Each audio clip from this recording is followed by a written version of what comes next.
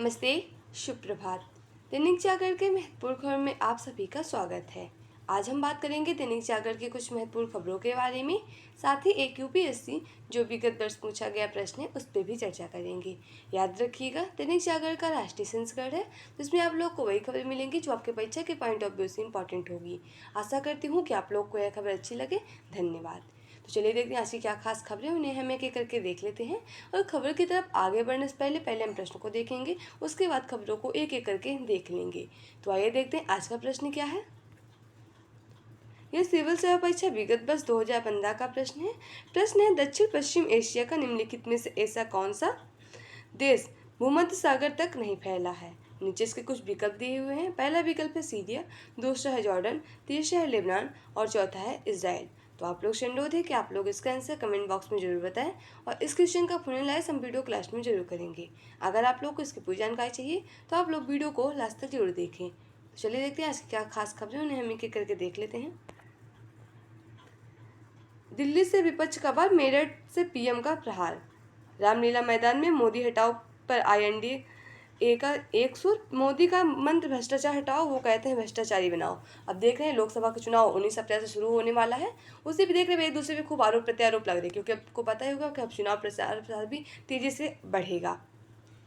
और ये जो चुनाव को पता है, इस बार लोकसभा का 18वीं लोकसभा का चुनाव होने वाला है। अगर हम लोकसभा की बात करें, लोकसभा में आपको पता है 543 सीटें हैं और इसका जो चुनाव होता है प्रत्यक्ष तरीके से होता है, जिसमें जनता स्वयं भागीदार होती है। इसका जो चुनाव होता है भारतीय निर्वाचन आयोग के द्वारा कराया जाता है। भारतीय निर्वाचन आयोग इलेक्शन कमीशन ऑफ इंडिया, यह एक संवैधानिक निकाय है। संविधान के अनुच्छेद 324 तक इसकी बात की गई है। इसकी स्थापना 25 जनवरी 1950 को हुई थी, जिस दिन आप लोग मतदाता दिवस भी मनाते हैं। पहले मुख्य चुनाव आयुक्त सुकुमार सेन है और पहली महिला मुख्य चुनाव आयुक्त रमा देवी हैं। वर्तमान में मुख्य चुनाव आयुक्त राजीव कुमार हैं। तो इनके बारे में आप लोग जानकारी रखते रहिए। और अगर आप लोग लोकसभा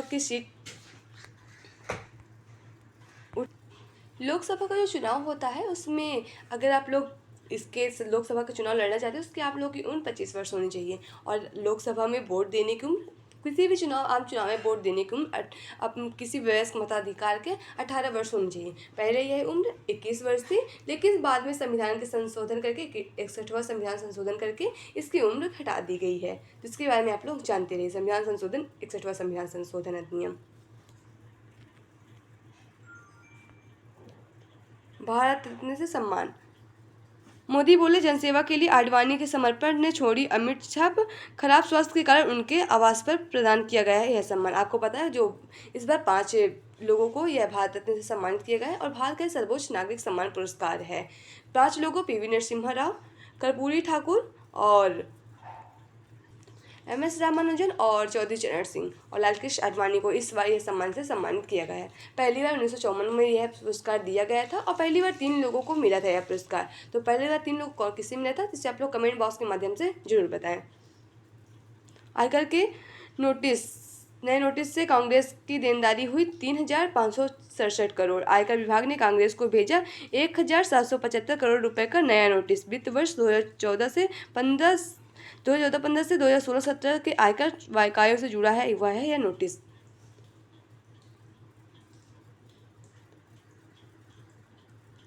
पूरे देश में कच्चा तीबू द्वीप बनेगा भाजपा का चुनावी मुद्दा। मोदी बोले, भारत की एकता अखंडता को कमजोर करना कांग्रेस का काम करने का तरीका। इंदिरा गांधी के कार्यकाल में यह द्वीप भारत ने श्रीलंका को सौंप दिया था। पूर्व प्रधानमंत्री नेहरू ने भी यही मुद्दे को अप्रासंगिक बताकर खारिज कर दिया था। यह पूरा मामला क्या है, अगर हम लोग इसकी बात कर लें, यह कच्चा तीबू द्वीप जो है, इसकी पूरा मामला क्या है। कच्चा तीबू द्वीप श्रीलंका के नेदू तानी और भारत के रामेश्वरम के बीच स्थित है। यह द्वीप रामेश्वरम के करीब 19 किलोमीटर दूर है। आज़ादी के बाद यह द्वीप भारत का हिस्सा था, लेकिन श्रीलंका इस पर लगातार अपना दावा ठोक रहा था। रिपोर्ट सामने आया कि 1974 में दोनों देशों के बीच इस मुद्दे पर 2 बार बैठक हुई। इसके बाद भारत तत्कालीन प्रधानमंत्री इंदिरा गांधी और श्रीलंका के तत्कालीन राष्ट्रपति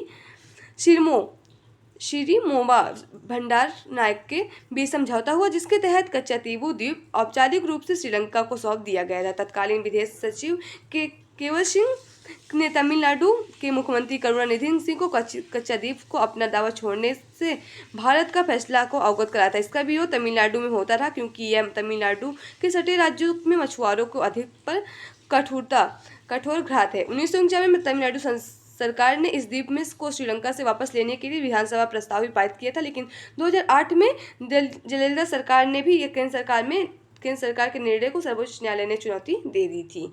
देख रहे हैं ऐसा ये विवाद चलता आ रहा है, काफ़ी दिन से ये विवाद चल रहा है, ये इतिहास से लेकर ही विवाद चलता आ रहा है। अगर हम श्रीलंका की बात करें, श्रीलंका दक्षिण एशिया में हिंद महासागर के उत्तरी भाग में स्थित एक द्वीपीय देश है। भारत के दक्षिण में स्थित इस देश की दूरी भारत से लगभग मात्र केवल 31 किलोमीटर है। इसकी राजधानी श्री जयवर्धनपुरम कोट्टे है। पहले इसकी राजधानी कोलंबो थी, लेकिन अब इसकी नई राजधानी श्री जयवर्धनपुरम कोट्टे है। और इसका जो सबसे बड़ा नगर है कोलंबो, समुद्री परिवहन की दृष्टि से एक महत्वपूर्ण बंदरगाह भी है और भारत और श्रीलंका के मध्य पाक जल संधि है। इसकी जो भाषा है सिंगली भाषा है। और स्थापना यानी जब ये मतलब यूनाइटेड किंगडम से जब इसकी स्वतंत्रता मिली थी 4 फरवरी 1948 को यह स्वतंत्र हुआ था। जिसे भी आप लोग जानते रहिए। अब यहाँ आपको राष्ट्रीय राजधानी से जुड़ी खबरें मिलेंगी। अब देख रहे हैं इस समय जो विपक्ष की एक गठबंधन सरकार है INDIA जिसे नाम दिया गया है, उसी की भी हाल ही में दिल्ली में बैठक हुई है। तो उसी भी लेके काफ़ी विवाद चल रहा है। केजरीवाल की गिरफ्तारी के विरुद्ध एकजुटता का प्रदर्शन करना, एक दूसरे से लड़ते रहेंगे तो कुछ नहीं मिलेगा। महारैली देख रहे हैं कि भी महारैली में यह सब कहा गया है। अभी इसमें विपक्ष में बहुत सारे जो भी नेता सभी इसमें शामिल हुए हैं, कोई एक नेता का इसमें शामिल नहीं हुआ है, कोई एक पार्टी विपक्ष की एक पार्टी नहीं शामिल है। अगर हम दिल्ली की बात करें, दिल्ली एक हमारी राष्ट्रीय राजधानी है और इसमें जो विधानसभा की सीट है 75 और लोकसभा की सीट यहाँ 7 है। राज्यसभा के यहाँ 3 सीटें आपने को देखने को मिलेंगी। वर्तमान में यहाँ के जो CM है अरविंद केजरीवाल है, जिन्हें ED ने अपने हिरासत में लिया हुआ है। इन्हें आबकारी घोटाले के मामले में गिरफ्तार कर लिया गया है। पति के बाद सुनीता ने भी रामलीला मैदान में शुरू की राजनीतिक पारी। ये है केजरीवाल की 6 गारंटी।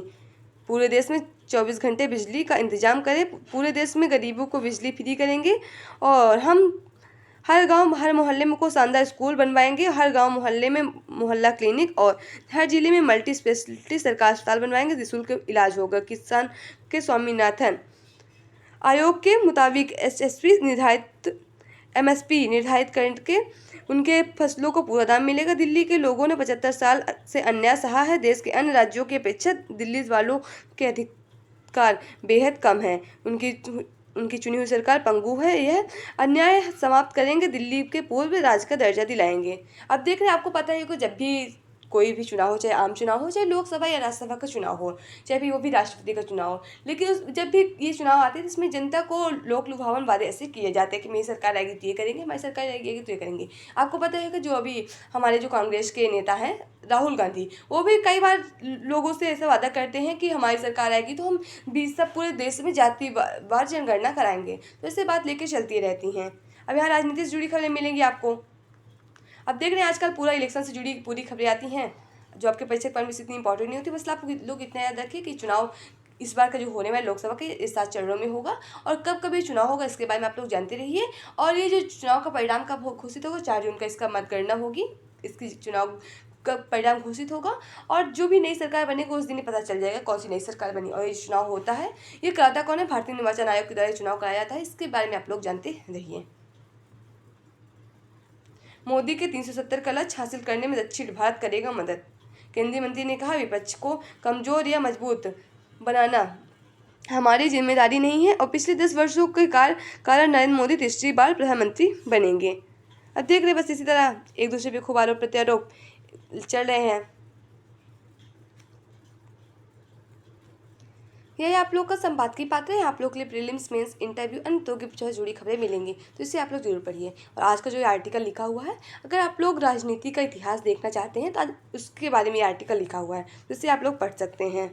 और विपक्षी एकता का प्रदर्शन हम देख रहे हैं कि दिल्ली के ऐतिहासिक रामलीला मैदान में हुई है ना। अभी हाल ही में विपक्षी का जो एक गठबंधन है INDA जिसे नाम दिया गया, उसी के पूरे बारे में दिया हुआ है, जिससे भी आप लोग पढ़ सकते हैं कौन कौन सी पार्टी इसमें शामिल है।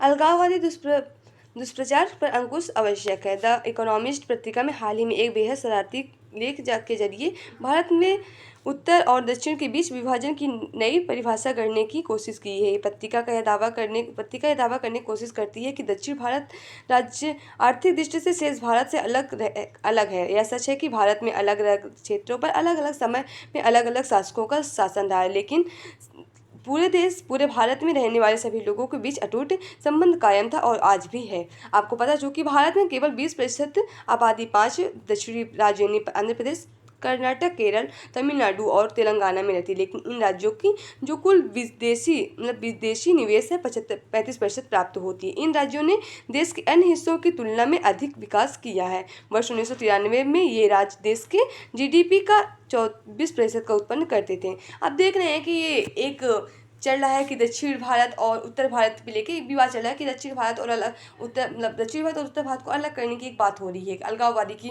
विचारधारा इस समय चल रही है। एक अभी हाल ही में एक पत्रिका जारी हुई द इकोनॉमिस्ट पत्रिका, उसी पे एक शरारती लेख लिखा गया है।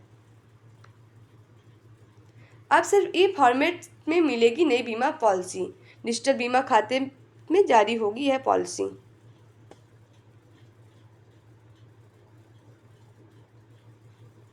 अब यहाँ आपको अंतर्राष्ट्रीय जुड़ी खबरें मिलेंगी। यूक्रेन के गैस और ऊर्जा संयंत्र पर रूस ने फिर किया हमला। ऊर्जा कंपनी की 80% उत्पादन क्षमता पर पड़ा प्रभाव, लोगों को ब्लैकआउट का सत्ता रहा भय, यूक्रेन में 2 की मौत। अब आपको पता ही होगा ये यूक्रेन और रूस का काफ़ी दिनों से विवाद चल रहा है, लेकिन आप लोग को ये पता है कि यूक्रेन और रूस का विवाद चल क्यों रहा है, इसका मुद्दा क्या है, मेन मुद्दा इसमें क्या है। जो यूक्रेन है वो एक जो नाटो है एक सैन्य संगठन, उस पर शामिल होना चाहता था, लेकिन जो रूस है वो उसमें शामिल नहीं होने देता, उसी पे ये लेकर भी इसका विवाद चल रहा है। नाटो की अगर हम बात करें, नॉर्थ अटलांटिक ट्रीटी ऑर्गेनाइजेशन, उत्तरी अटलांटिक संधि संगठन, एक सैन्य गठबंधन है जिसकी स्थापना अप्रैल 1949 में की गई थी। इसमें टोटल 31 सदस्य हैं और इसका जो अभी हाल ही में नवीनतम मेंबर बना है वो फिनलैंड है और इसका मुख्यालय ब्रुसेल्स बेल्जियम की राजधानी में स्थित है। तो इसके बारे में आप लोग जानते रहिए। नाटो में शामिल होने की वजह से ये युद्ध काफ़ी दिनों से अभी चल रहा है। कब तक ये चलेगा इसका भी कोई परिणाम जारी नहीं हुआ है। G20 राजनीतिक आर्थिक पुनर्संतुलन का एक उदाहरण है, जयशंकर प्रसाद कह रहे हैं। विदेश मंत्री एस जयशंकर ने रविवार को G20 की अध्यक्षता के लिए भारत में जश्न और उत्सव का माहौल को राजनीतिक और आर्थिक पुनर्संतुलन का एक उदाहरण बताया। दिल्ली में सभ्यता फाउंडेशन द्वारा आयोजित दिल्ली विरासत कार्यक्रम में बोलते हुए जयशंकर ने कहा कि पूरे देश में G20 हमारी अध्यक्षता का जश्न मनाएगा, क्योंकि आपको पता है इस बार जो G20 जो देश का अध्यक्षता भारत किया था और इस बार G20 की अध्यक्षता में भारत ने एक अफ्रीकी संघ को इसमें शामिल किया है। अगर हम G20 की बात कर लें, G20 ग्रुप ऑफ 20 वैश्विक आर्थिक सहयोग के लिए एक अंतर्राष्ट्रीय मंच है। इसके जो सदस्य हैं 20 सदस्य 19 देश हैं और एक सदस्य हैं, आपको पता है। लेकिन G20 न रहकर G21 हो गया, लेकिन अभी इसे G20 के नाम से जाना जाता है।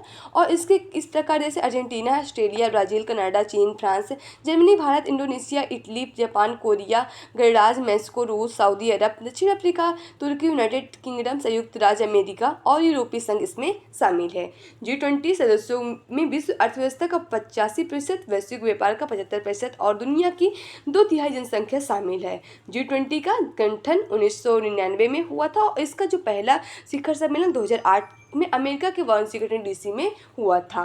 G20 शिखर सम्मेलन को औपचारिक रूप से वित्तीय बाजारों और अर्थव्यवस्था पर शिखर सम्मेलन के रूप में जाना जाता है और इस बार G20 का जो शिखर सम्मेलन होगा 2024 का, इसकी अध्यक्षता ब्राज़ील करेगा। इससे पहले 23 में भारत किया था और उससे पहले 2022 में इसकी अध्यक्षता इंडोनेशिया ने किया था। तो इसके बारे में आप लोग भी जानते रहिए।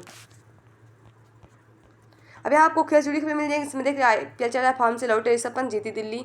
3 वर्ष बाद IPL में लगातार 8 शतक, कैपिटल्स ने चेन्नई सुपर किंग को 20 रन से हराया। यहाँ आपको परीक्षा के पॉइंट से जनरल से जुड़ी खबरें मिल जाएंगी, तो इसे आप लोग जरूर पढ़िए। आर्थिक कठिनाइयों को दूर करने के लिए हुआ RBI का गठन। 1935 में आज ही के दिन प्रथम विश्व युद्ध के बाद आर्थिक कठिनाइयों को दूर करने के लिए RBI का गठन किया गया था। हिल्टन यंग कमीशन और भारतीय रिजर्व बैंक अधिनियम 1934 की सिफारिशों के आधार पर इसका गठन हुआ था। सर ओबर्ट स्मिथ RBI के पहले गवर्नर थे। अब जो ये आपको पता है स्थापना हिल्टन यंग कमीशन, इससे शाही आयोग के नाम से भी जाना जाता है। 1 अप्रैल 1935 में इसकी स्थापना हुई थी और इसके जो स्थापना का वर्ष 90 साल इसके पूरे हो चुके हैं।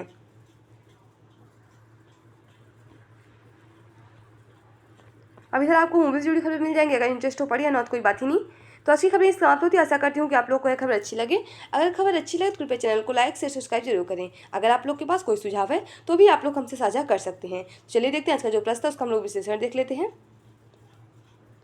आज का प्रश्न है, दक्षिण पश्चिम एशिया का निम्नलिखित में से कौन सा देश एक एक देश भूमध्य सागर तक नहीं फैला है। इसका सही जवाब होगा ऑप्शन बी यानी जॉर्डन। तो आइए हम लोग इसका विश्लेषण देख लेते हैं। विश्लेषण देखने से पहले भूमध्य सागर अंतर महाद्वीपीय सागर है जो यूरोप को अफ्रीका से अलग करता है। भूमध्य सागर की सीमा वाले देश अल्बानिया, अल्जीरिया, बोस्निया और हर्जेगोविना, क्रोएशिया, साइप्रस, मिस्र, France, Greece, Israel, Italy, Lebanon, Libya,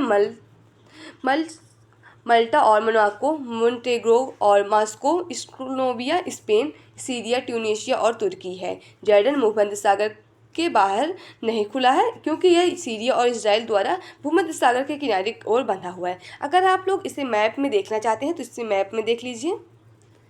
आप लोग इसे मैप्स के हिसाब से देखेंगे तो आपको इससे काफ़ी अच्छे से इसकी लोकेशन पता चल जाएगी। आपको पता है ये यूरोपीय एक अंतर यूरोपीय महाद्वीप सागर है। ये आपको यहाँ पास भूमध्य सागर देखने को मिलेगा। ये यूरोप में स्थित है।